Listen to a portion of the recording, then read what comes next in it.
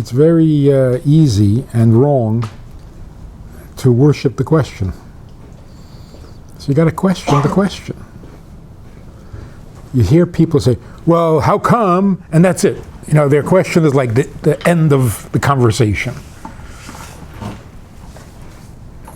That's blind faith in your own question, which is never a good thing. Questions are tools. They're not decisions or facts of life. A question means I don't know. So let me ask you a question.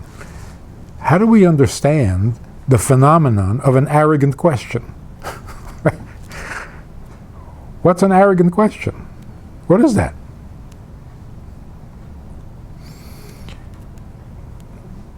It's like somebody says, you know, God created the world, and somebody says, oh, I don't know. I never saw that. All right. Or, I never heard of such a thing. Isn't that a humble statement? Why are you saying it so arrogantly? You never heard. Okay. Well, you live and learn. So questioning the question is a very good title. And it makes a lot of sense. Because the question, in today's confused world, the question has become the end of the conversation. It's like, it used to be that answers were dogmatic. Now questions are dogmatic. Well, that don't make any sense to me. Okay. Maybe you need to have a little more seichel. But why is that the end of a conversation? Well, I don't understand that at all. Can you say the same thing with a little more humility because you don't understand? So what we really need to do before we get to the question of whether God is a jerk, what we first need to do is to get some definitions to what exactly is seichel, where does it belong, what is it good for, what is it not good for. So I think the first thing we have to establish is, if I could prove to you that everything in Torah is true, would you then believe it? And the answer is, of course not. For two reasons. First of all, if I could prove it to you, then why do you have to believe it? Belief applies to things you don't understand. You don't believe something that you understand. Secondly, belief means I am absolutely certain that this is true. No proof can make that happen. No logical argument, no sensible, reasonable proof can tell you that something is true. It can only tell you that it's reasonable and logical. But is it true? So, for example, Newton's theory of gravity, very logical, very sensible, and it actually gets you to the moon and back. But is that the final word on gravity? No, Einstein came along and said, gravity is much more complicated than you think.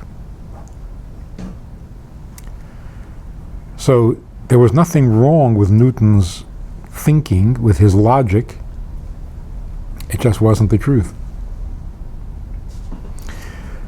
In fact, the definition of science is a rational understanding and perception of reality. Rational means I can always get a better argument. The truth might be different from the logic and the intelligence that I'm seeing. But if a scientist says, I've discovered the truth, he's not a scientist anymore, he's a preacher. Now he's talking dogma. So using the same example, when Newton came up with his definition of gravity, did he at the time recognize that someday somebody's going to come along and prove him wrong? or inadequate. If he didn't think that, then he's not the scientist that we credit him to be. On the other hand, Newton was a very religious man. And when it came to his religion, he was totally dogmatic. So, faith is an absolute opinion, whereas logic and sense, intelligence, can never be absolute, because then it stops being intelligent. The truth is that the most insecure people in the world are the intellectuals. Because a true intellectual, not an arrogant intellectual, a true intellectual always knows there will be more, we will find out differently, somebody can come along smarter than me and prove me wrong, and that's fine. So it is the nature of intellect, but it leaves you very insecure. You know nothing for sure.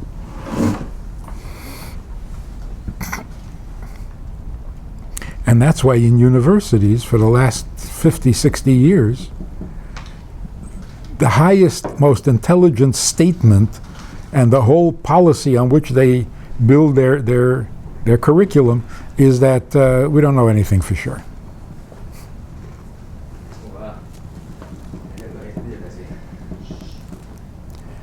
The problem is that they're right, but they're not replacing the uncertainty with something solid.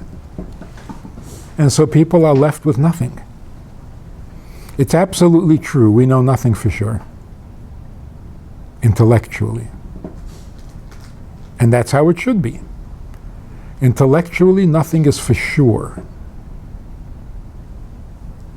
But intellect is not our only tool. We do know things for sure, and that's called faith, or emunah. Now, a little definition about what faith is. Faith doesn't mean I think this is true, or even that I accept that it's true, because that's still an opinion.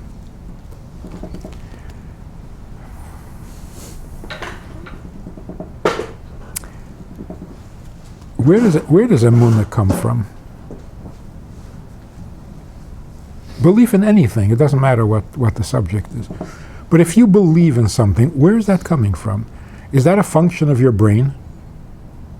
It can't be, because your brain pursues logic, not dogma. Can it be a product of your emotions? Certainly not. Your emotions are by nature unsteady, unstable, and constantly changing and moving, whereas faith means this is it, there will never be any change, this is forever, this is... So where is faith experienced? Let me put it in different words. Is it true that you can believe anything?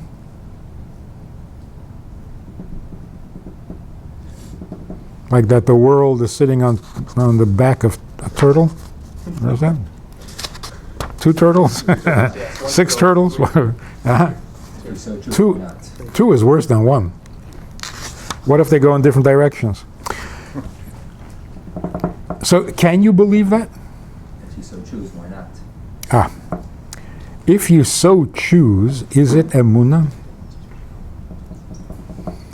Or is it just a reckless abandonment of intelligence? Not every silly opinion or position can be called faith.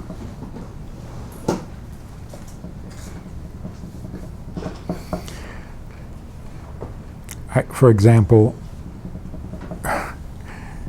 people believe that if they die in the glory of God's name, they will be rewarded with virgins in heaven. Why, you going to laugh at that? That's their emunah. Is it their emunah? Or is it wishful thinking? That's their fantasy. Is that emunah? So you're saying it has to actually make sense? Nope. Decide, is it rational or irrational? Is it It's, logical or not? well, it's irrational. Emunah is irrational in the sense that it's absolute. Rational is never absolute. So in that sense, faith, of course, is irrational, and that's why we need it. In addition to our rational abilities, we need faith also because not everything is subject to rational comprehension. So it is irrational, but it's not hefker. It's not that you can believe anything. And that's why there are actually rules in Torah. You're not allowed to believe this. What do you mean not allowed to believe it?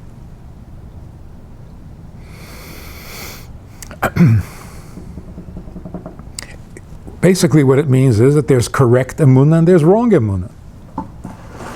So emunah is not a free-for-all where anyone can believe anything. That's not true.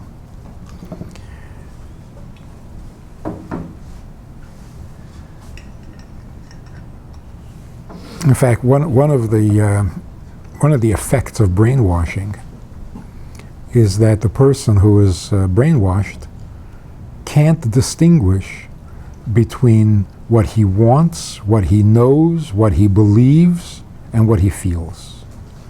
It all becomes a jumble. What he's supposed to believe, he thinks makes sense. What makes sense to him, he thinks he loves. What he loves is what he believes. And it all becomes one big jumble and he can't get out. That's called brainwashing. A sensible, rational, healthy human being has his belief, he has his opinion, and he has his emotions, and he knows what's what. And that's why by Chassidische Farbrengen you can hear a chassid say or cry over the fact that he doesn't really live up to what he believes. So you do believe it or you don't believe it? Yeah, he believes it. But if you don't live up to it, doesn't that mean you don't believe it? No. I have my emunah and I have my behavior. I would like it to be the same, but it's not. And the same is true with more human concerns. My intelligence tells me I shouldn't do this, but I like it. Oh, so that means that you should do it. No, I'm not confused. I'm just weak. Don't add two problems. I got one problem. I'm weak. I'm not stupid.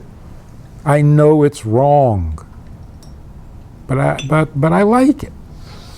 So a rational, healthy human being knows what his emotions are, what his opinion is, and what his emunah is, and he doesn't confuse them. So the person who says, I don't understand God, will not say, therefore I don't believe in God. No, of course I believe in God. I just don't understand it.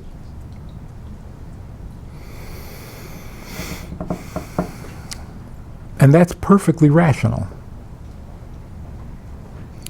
Somehow we get this impression that if you don't understand it, then you don't believe it, or you shouldn't believe it. That's confusion. Understanding is one function. Belief, emunah, is a completely different function. What did you mean that not any foolish belief can be called belief or faith?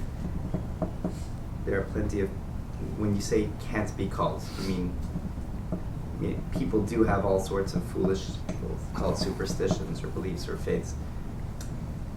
They're foolish because we don't believe them, and they're not foolish to them because they believe them. What determines? No, it's not belief. Belief is a certain experience, and not everything, every opinion or every theory you come up with can be called faith. So as long as they've had some experience with it, then they can call it belief? What's the determining factor? Okay, that's what I'm getting to. All I'm saying is that emunah has a definition. It's not...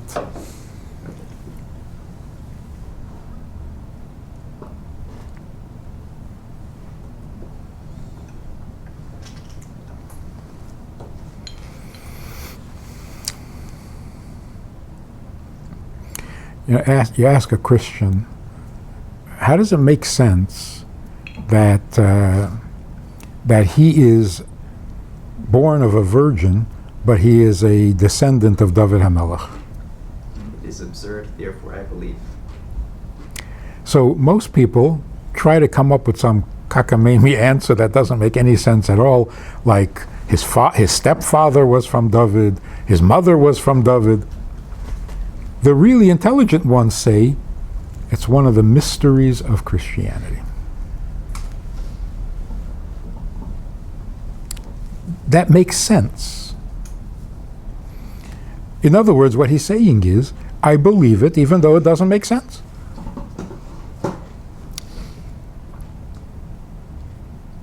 Which is perfectly acceptable.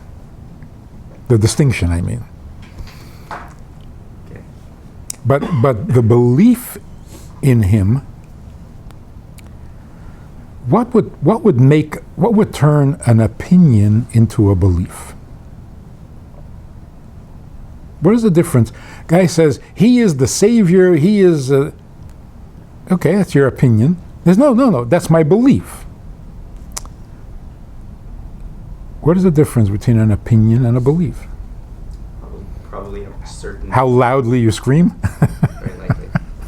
How emotional you get about it? It's all Connection. It's what? Strength of conviction.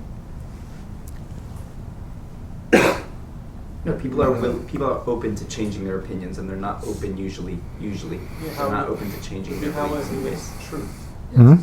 How it relates to truth.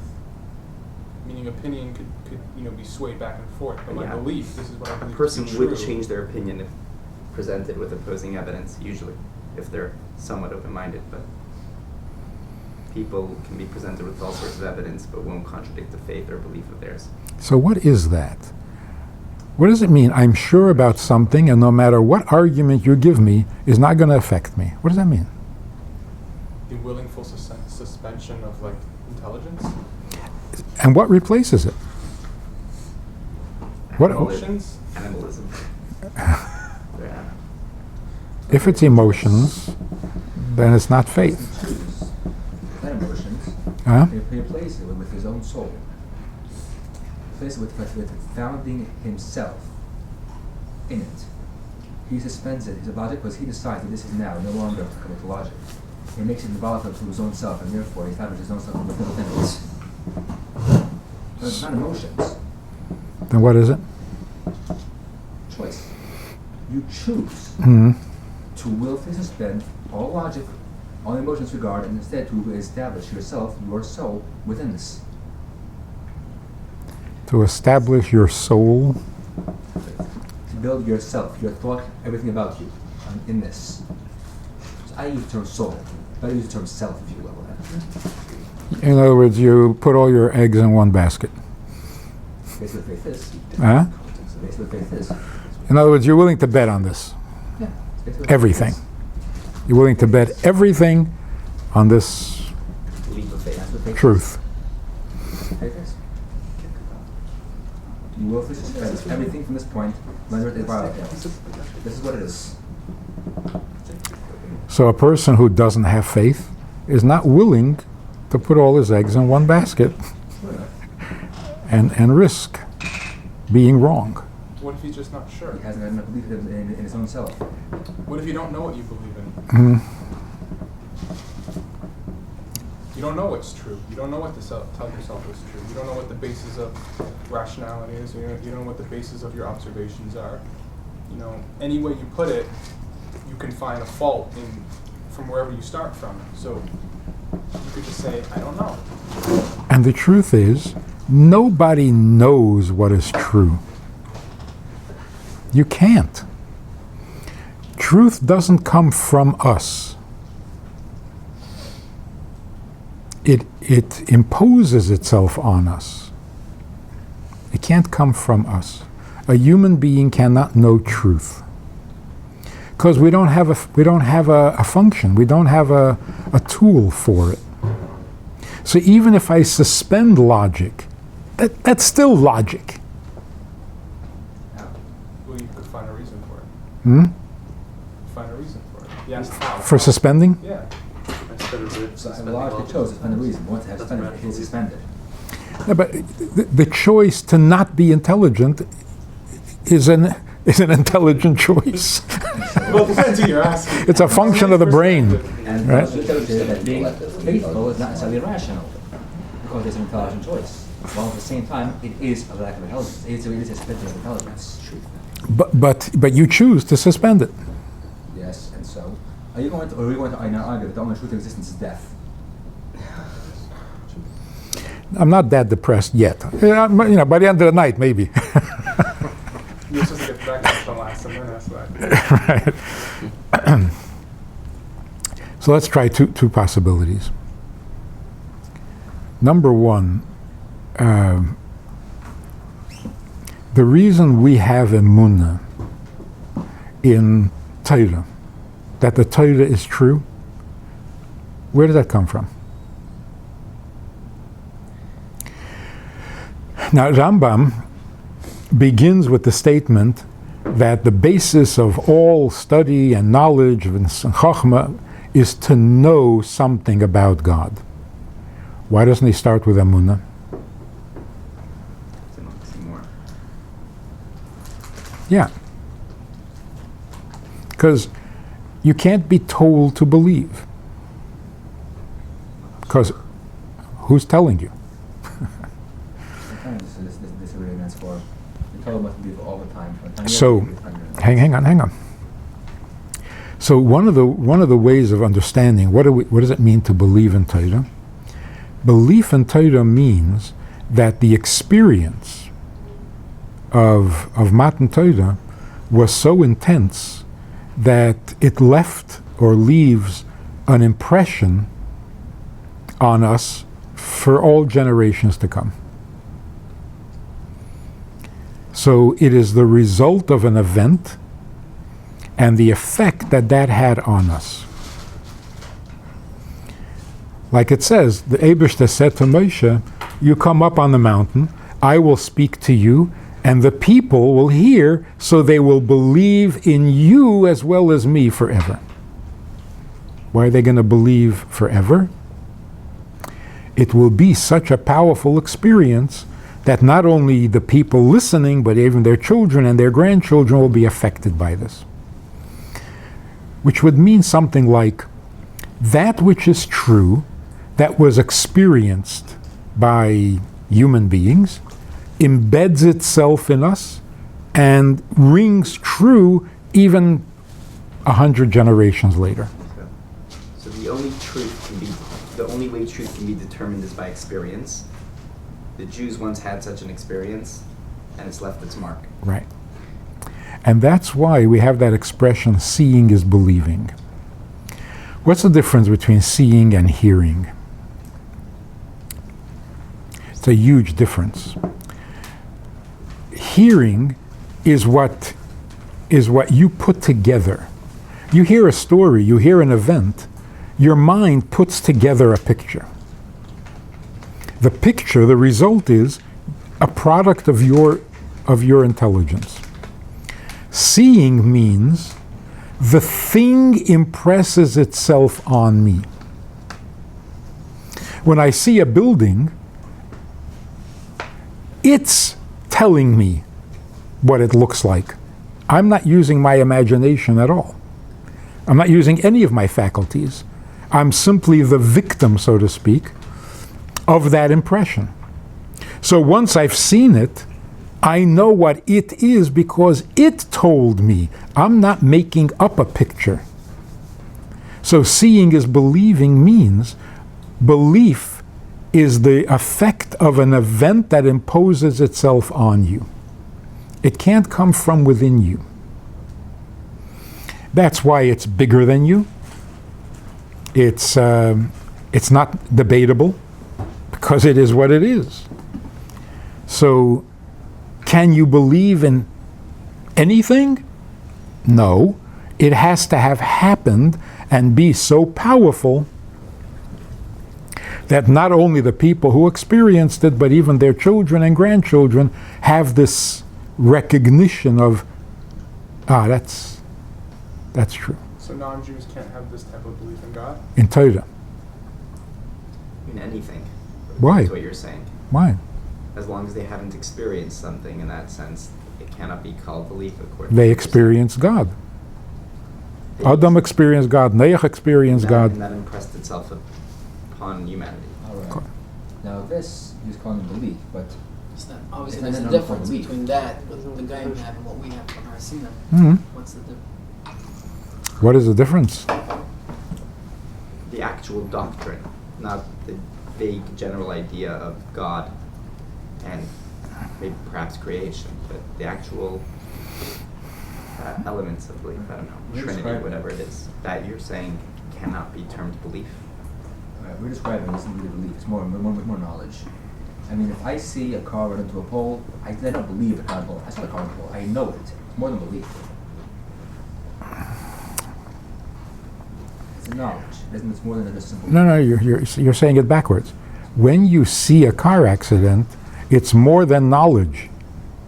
You don't know that it happened, you saw it happen. So it's more than knowledge. It's more impressive, perhaps. Yeah. But the knowledge itself is still knowledge. Knowledge is not acquired in a different dimension, but you have experienced it. Of course, you have some.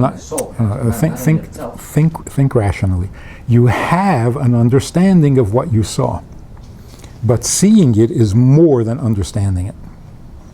Yeah, seeing these other impressions as well. Because the difference again is, what you understand is a product of your own talent. The event is bigger, and that's why if you see something you don't understand, you still saw it. You know it. Knowing is different than understanding it. Now, is this strictly limited to physical observation? Meaning, if I see something in front of me, it's strictly my brain recreating the information it's getting through its eyes. And then I'm observing that without the discussion of consciousness. So, does this experience of, let's say, Matan Torah, is it strictly a physical observation, like seeing it with your eyes, or is it sort of a comprehensive experience. of all your senses? See, that's But why. is it limited to the physical sense? Meaning, is that what sets the premise of saying we experienced it? Not necessarily. And I think that's why the Torah describes Matan Torah as a multimedia, right? They heard, they saw, they felt. It was a total experience. You can't limit it to any one. Okay, so that's one possibility of what constitutes faith. So if you believe that he was born of a virgin, what if it happened, then it could be faith. If it didn't happen, then thinking it happened isn't gonna turn it into faith. And by the way, is there any reason we shouldn't believe that? Is there any reason we shouldn't believe that he was born of a virgin? How about this? You don't read the honest, you don't care. It's not like if you ask the question, it's not entirely impossible. Well, I mean, there's mammals, there's reptiles that can do it. and it's not against Torah to believe that he was born of a virgin. It's not a desire. Like we said, you just don't care. So the other possibility, which is even more interesting, where does our intelligence come from? In the secular world, if you ask, where does intelligence come from? They say from the brain. That's not a very intelligent answer. The brain is the vessel, not the producer. Where does intelligence come from? What's Why is the intelligence? case? Why is it the case that the answer is not intelligent? Why is the brain? Why can the brain not be the producer? Hang on. Intelligence comes from the neshama. The neshama is inherently an intelligent being. Now, the neshama does know a lot more than we do. And that's why, as we grow in intelligence, we are tapping into the knowledge that the neshama has and bringing it into the conscious mind. Theoretically, every human being could know everything there is to know. Because the neshama knows. The question is, can you extract that information from your neshama? Knowledge and thought. And that's why you can go to sleep with a question and wake up knowing it. You didn't do anything, and yet something opened up, and the answer is now available to you. And where did it come from?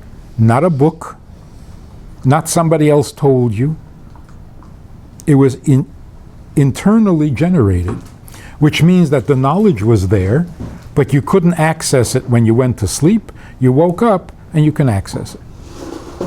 So all functions, not just intelligence, seeing, hearing, speaking, it all comes from the neshama, not from the body. And that's why when the neshama is free of the body, it does all of those things better. It doesn't stop seeing, it sees better. It doesn't stop hearing, it hears better. And it doesn't stop being intelligent, it becomes smarter. Because now it's not restricted to the body. Now, there's no question, and I think everybody would agree, there is so much more that our neshama knows that we still don't know. That if you had to give it a number, it's like they say we use 10% of our brain. I don't know if we use 10% of our brain. We know 10% of what there is to know in our own neshama. There's an effect that the neshama has, where its knowledge trickles down into the conscious mind, but not through the channel of intelligence, but through a direct connection where you experience what the soul is experiencing. That's called emunah. A trickle-down effect of the neshama's condition or experience into your consciousness. So that the neshama, being godly, has no problem with God or with Torah or with whatever, and you get that from your neshama to some vague or intangible way. And we call that emunah. So when you experience your neshama and its nature, that's your emunah. Now, what happens when a person goes through a near-death experience, or all of a sudden they believe? Because what happened is that in their surrender, they allowed their neshama to affect them without resistance, which consciously, rationally, we resist. But in a crisis, we're more open. Like, in your sober moments, you have your better judgment, whatever that means, and then you're more clear and you know better than you would regularly. In some way, when a person can lift a truck off a child, that's not the body suddenly became strong. The body is still a body, and it's only as strong as it is. But for a moment, the energy of the neshama became available to the body, and you could lift a truck.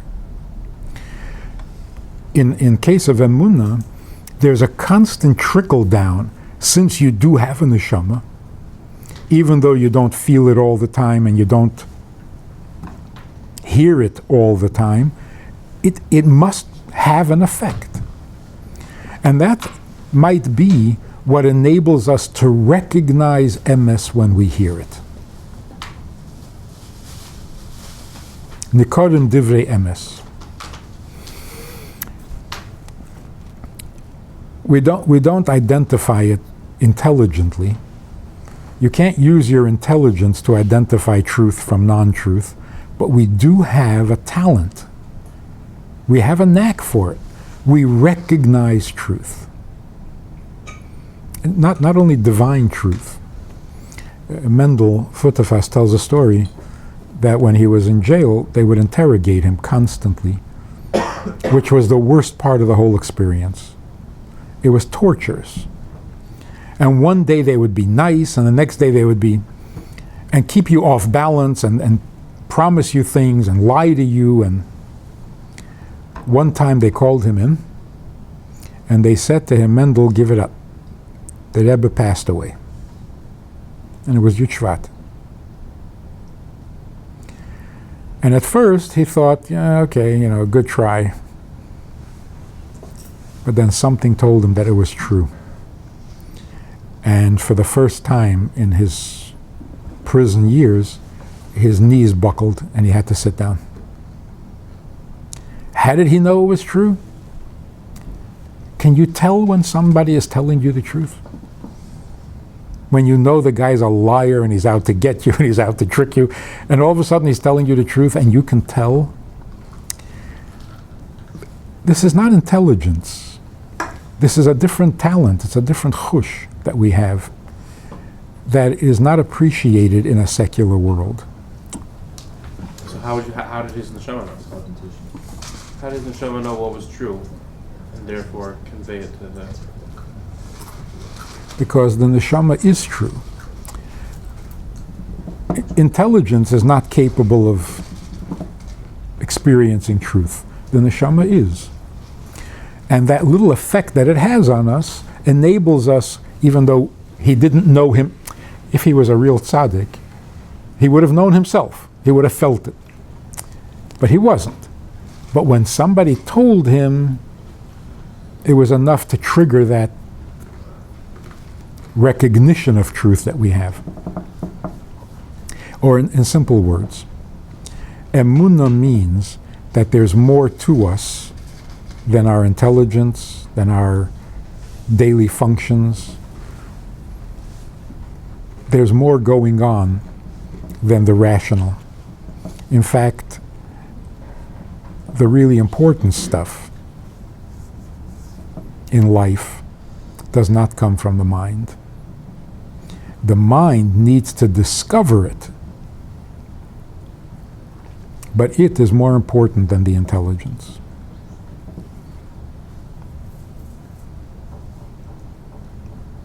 So let's just get things set up properly for questioning the question. Intelligence is a tool. It's not a goal. To be a chacham is not a chachma.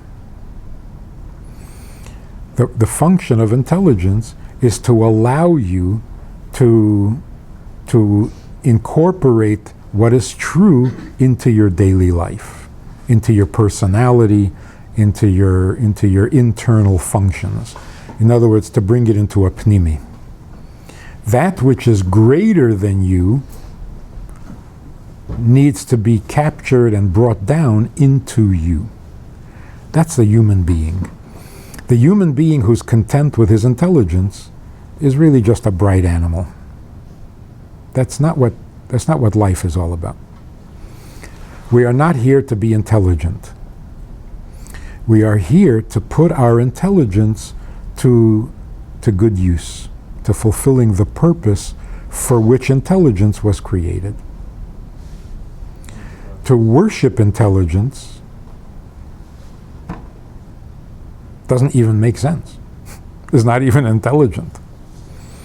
That's what Avodah Zarah means. You make the statue and then you worship it. You just made it. You're the author. How do you write a book and then worship the book? So your own intelligence is your product. You can't worship it. Your intelligence can't be the purpose for which you exist. You and your intelligence need a purpose for your existence. And the same is true with pleasure. I heard this tape, some guy from Eish HaTorah was saying, the purpose of life is pleasure. You heard that? You actually heard that clip? I heard from him. The guy, right. The purpose of life is pleasure, which is like double talk. Life is pleasure. Now tell me the purpose. Life is pleasure. I'm asking you, what is the purpose of life? So all that we have, our pleasure, the tainug, the rotzen, the seichel, why? For what? What is its purpose?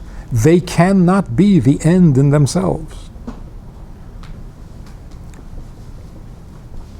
So to say we were created to be intelligent, or to be as intelligent as we can get, and then you die, that is so frustrating. Just when you get to know things, you die. You know, it's like training the horse not to eat, and just when he was getting down to eating nothing, he dies.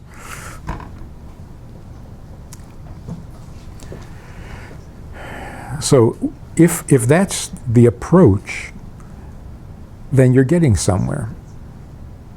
Questioning the question.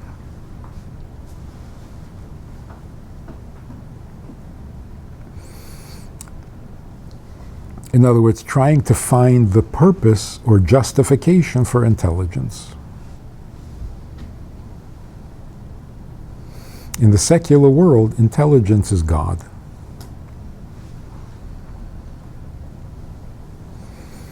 Intelligence is rejected in the secular world. Hmm? Secular world, intelligence is quite rejected. In the secular world, intelligence is frequently rejected. Okay, go through the questions.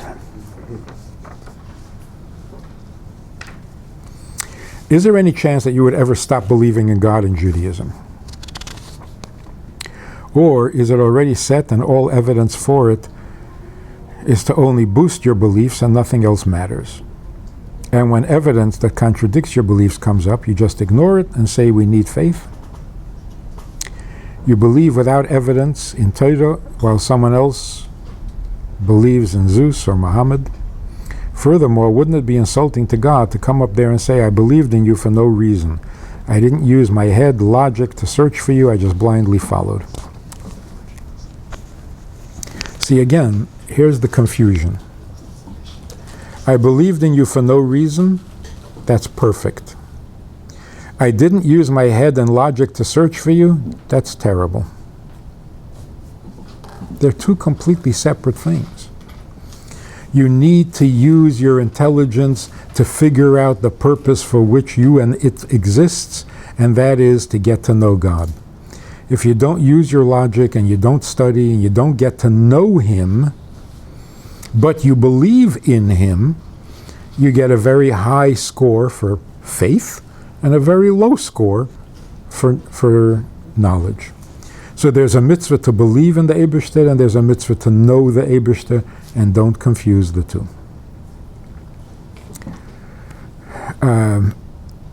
You believe even when evidence contradicts your belief. Of course, that's the definition of belief. Belief is not the product of evidence, and therefore evidence can't destroy it. I don't believe because I have a good argument, because then if you come up with a better argument, I got to give it up.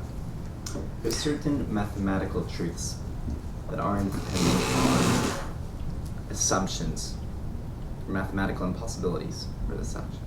So, if you would have something, not necessarily mathematics, but along those lines, somehow against God, it's not practical. You cannot disprove the existence of something. That's impossible. In theory, would you find that challenging to faith, or does faith mean that you wouldn't even concern yourself with what we'd call a mathematical truth. In other words, because at certain points you mentioned, for example, that there is no such thing as knowledge, and in some ways that's true, but mathematical knowledge, I'm saying knowledge created by intelligence. That's an intelligence can only lead you to assume that something is likely or reasonable, but it cannot actually make you know something. I think mathematics to some extent is an exception to that rule. Mathematics, you Maybe. can use intellect and Maybe. actually figure out a real conclusion. Maybe. So is God, or our belief in God, limited by mathematical impossibility? Or what do you... No, actually, real mathematics actually proves God's existence, not contradicts. That wasn't the point. The point was... Yeah, the point is very theoretical. If theoretically you could have an argument against God, would you give up your faith? That was the whole point. The point Yeah. was, does faith allow you to ignore reason? Of course. But not just the reason of likeliness. Yes. The reason of... Yes. Yes. How do you theoretically have a theory? You have or you don't? Look, the biggest contradiction, No, I'm fine with faith, superseding reason. Can it happen? Super rational. But I think once you ignore something like mathematics, you sort of turned off your mind completely, and then there's nothing to talk about. you don't turn off your mind. There's a function higher than your mind. You're not turning off your mind. You're allowing yourself to experience something in addition to your In addition, mind. but not in contradiction. That's not the same Sometimes thing. it is. And we have many contradictions. Sometimes I want something even though I know it's not good for me. Right, but the contradiction between what you want and what you know is good for you, they don't actually clash. They're simultaneously. You simultaneously want it and you know that it's not good for you. Exactly. But if it's mathematically not true, then it Right. can actually clash. You understand what I'm saying? And they can both exist at the same time. But he's asking I the don't right see how. questions.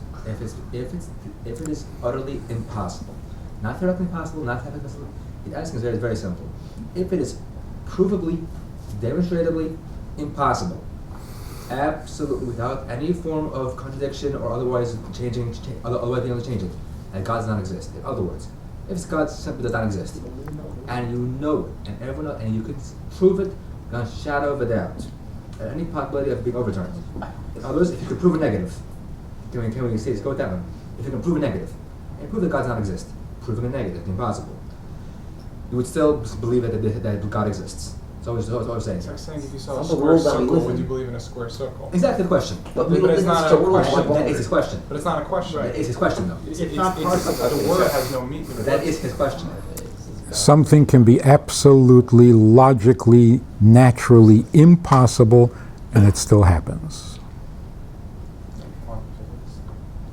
Okay. Or you can say, there are two layers of truth. In one layer, this is impossible. On the higher layer, it becomes possible. There are two realities. There's the reality of fact, and there's the reality of truth. They're not the same thing, even though they're both real. The reality of fact is that God created the world, and the world exists, and there are rules of nature, and the rules of nature govern life. That's a fact, and it's real. And people who dismiss it and say, no, it's just imaginary, that's not correct. The world is real. The existence of the world is real. It is a fact. And you can't dismiss facts. But fact is not the same as truth. Because fact is the reality that happens to be. God created the world, so it's real. Did he have to create the world? No. Which is why we're always asking, what is the purpose? If it had to be, then it doesn't need a purpose. It just had to be. We keep asking, why did he create the world? What is the purpose of creation? What is the purpose of life? Because it didn't have to be. It's only a fact. But then there's truth. Truth means that which must be, that needs to be. Like, like the expression, if there is no law against this, they ought to make a law. There should be a law, even though there isn't. In other words, the truth demands a law, even though the fact doesn't. So, again, we have to distinguish between a reality of truth and a reality of fact. The laws of nature are real. They're not true. They're not fixed or written in stone. So even mathematical rules are facts. They're not truth. And that's why the theory of uncertainty, the uncertainty principle, is really a very edel insight that this table will be here tomorrow because it's a fact, but there's no truth to it. The Alter Rebbe says that every Jew by nature wants to keep every mitzvah. But there are interferences. Without the interference, every Jew would do every mitzvah. That's what it means that, in truth, a Jew keeps Shabbos. In other words, take away the interference, that's what a Jew is. The fact that there are Jews who don't keep Shabbos, that is a fact that interferes with the truth, but it can't change the truth. So when Mashiach comes and every Jew is keeping Shabbos, it's not going to be a miracle. On the contrary, it's a bit of a miracle that Jews don't keep Shabbos. Huh? It says it's like a mystery that the klipa could cover up kedusha. Right. How it has power if it itself is only a result of. Right. So let's put it in very practical terms. In Russia, under Stalin, there was a fact and there was a truth, and they did not work together. The fact was, if you try, you're going to die. If you teach your kid Aleph Beis, you're going to die. If you try to build a mikveh, they're going to kill you, right? So Yiddishkeit was impossible in Russia. It was impossible. There were those who ignored it, and they're dead. Then there are those who surrendered to it. They said, look, it's impossible. So we just have to wait. No more mikveh, no more Yiddishkeit, no more Aleph Beis, until something changes. But under the conditions right now, it is impossible.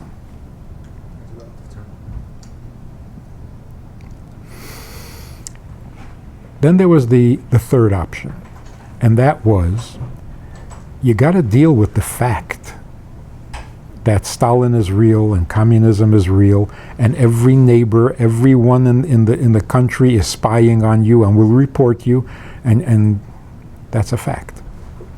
It's also true that Yiddishkeit is Yiddishkeit, the Eberstedt is forever, Torah is forever, mitzvahs are forever, and Stalin, which is a fact, will sooner or later disappear. So what do? You don't blatantly go against Stalin, because he'll just kill you. So you do not above ground yeshiva, you do an underground yeshiva. Maneuver around the facts. You deal with the facts, but you never give up on the truth. And Russia is the perfect example for this, because the truth won. Today in Russia, the truth is alive and well, and the fact is gone. How's it going with the sperm?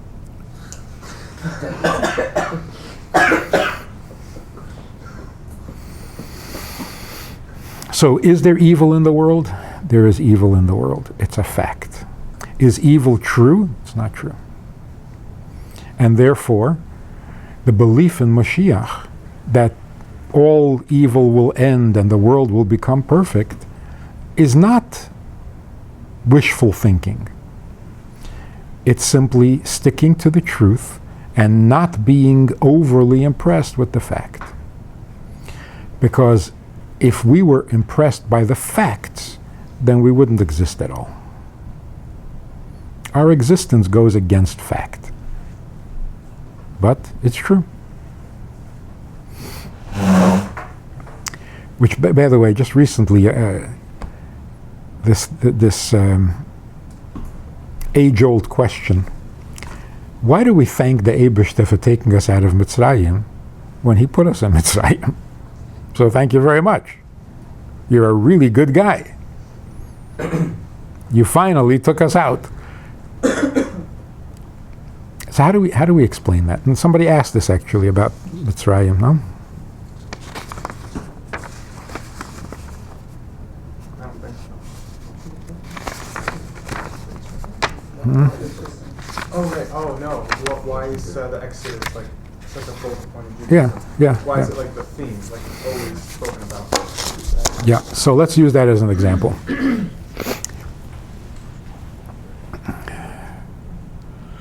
What we say in the Haggadah about Yitzias Mitzrayim, if we understand it correctly and with a Hasidic flavor, we're not really thanking the Eibishter for saving us from hard work. Because if that's what it was all about, it would get weaker and more meaningless with every generation. We haven't built cities in a long time. It's not really meaningful anymore. And it's not real to say, I'm so grateful that I don't have to build cities. It doesn't make any sense anymore.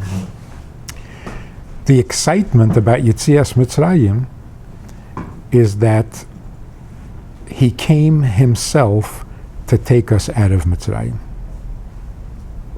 It's not what he took us away from. It's that he came to do it. So it works something like this. A king sends his soldiers to war. I'm talking about a good king. When the war is over and the soldiers come back, he makes a huge celebration. So again, the question is, you're so happy that they're back, why'd you send them in the first place?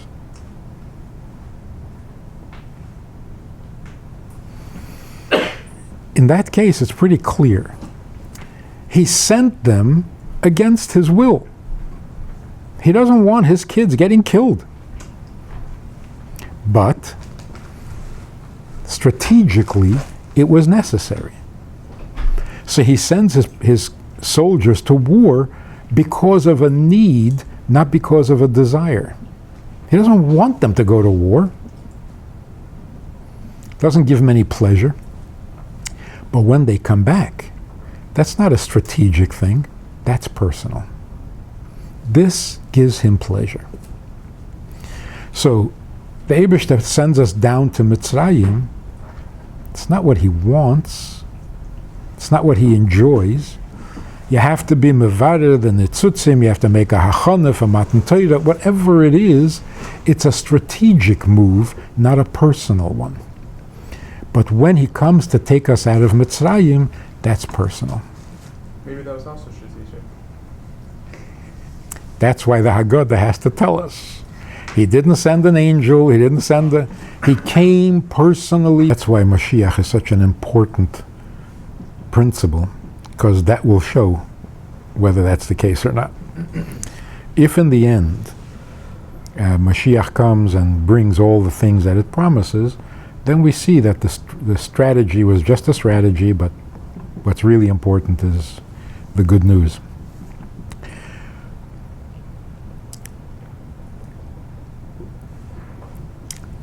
There's an important adjustment to the dir b'tachtenim thing. is the dira b'tachtenim more important to him than us? That's a very good question. Except that the dira b'tachtenim is us. And here we have to get a little bit romantic. Dira b'tachtenim means he wants a relationship with us. And for that, you need a dira. So dira b'tachtenim doesn't mean that he hired us to build him a house. That sounds like Mitzrayim. The Eibishter wants a dira, and he gave us the job of building him the dira. No. We are the goal. The dira becomes necessary because of the goal. Like a bacher doesn't need a dira. He can sleep in a 770. But when you're married, you need a dira. So really it's the wife that is the home, not the building. But when you have a wife, you need a dira. So the dira b'tachtenim is not impersonal. So it's not like he wants a dira, we build it for him, and then he pays us for building it. That's horrible. That's not the story at all. The dira b'tachtenim means the completion of our relationship.